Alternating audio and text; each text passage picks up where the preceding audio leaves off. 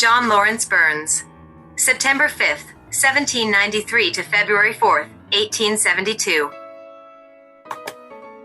Was an American soldier and constable. A veteran of the War of 1812, at age 69 he fought as a civilian combatant with the Union Army at the Battle of Gettysburg during the American Civil War. He was wounded, but survived to become a national celebrity. Burns was born in Burlington, New Jersey, of Scottish ancestry. His father claimed a relationship with poet Robert Burns.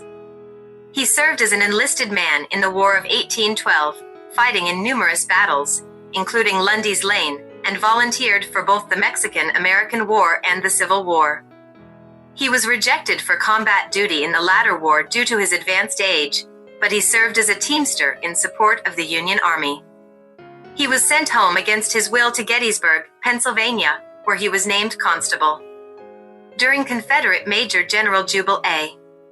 Early's brief occupation of Gettysburg on June 26, 1863, Burns was jailed for his adamant assertion of civil authority in resisting. As the Confederates departed, Burns was released from jail and arrested some of the Confederate stragglers.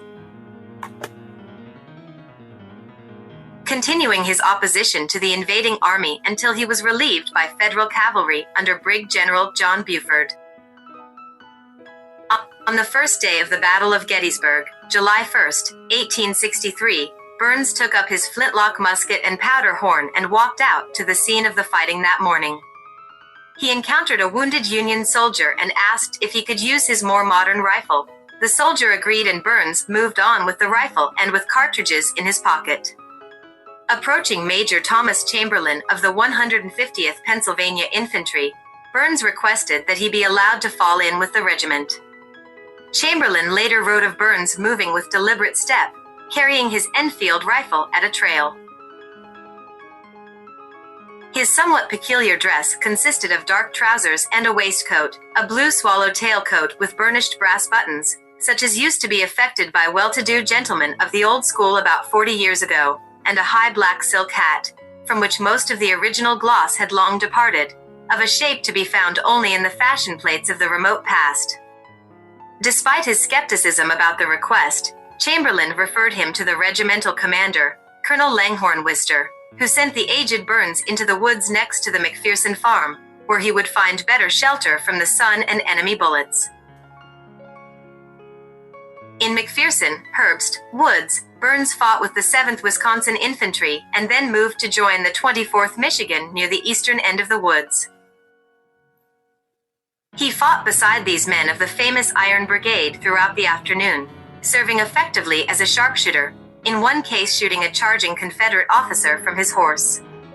As the Union line began to give way and they fell back to the seminary, Burns received wounds in the arm, the leg, and several minor ones in the breast. The Union soldiers were forced to leave him behind on the field. Injured and exhausted, the old man was able to crawl away from his rifle and to hastily bury his ammunition. He convinced the Confederates that he was a non-combatant, wandering the battlefield seeking aid for his invalid wife, and his wounds were dressed by their surgeons. This was a narrow escape for Burns, for by the rules of war he was subject to summary execution as a non-uniformed combatant, or bushwhacker. He was able to crawl that evening to the cellar of the nearest house, and was later conveyed to his own home, where he was treated by Dr. Charles Horner. After the battle, Burns was elevated to the role of national hero. According to Burns's biography in Appleton's Cyclopedia, during the last 2 years of his life his mind failed, and his friends were unable to prevent his wandering about the country.